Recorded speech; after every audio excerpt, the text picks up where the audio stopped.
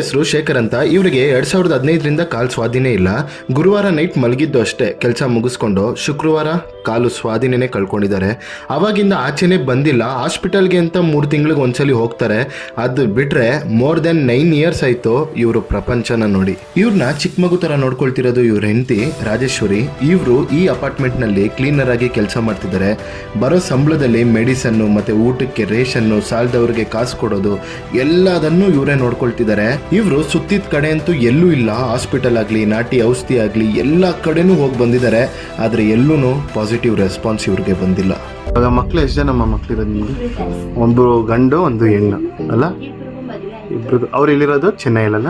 ಮಗಳು ಚೆನ್ನೈಲಿದ್ದಾಳೆ, ಮಗ ಬಂದು ಬೇಲೂರ್ ಹತ್ರ ಆರ್ನಿ ಅಂತ ಅಲ್ಲಿ.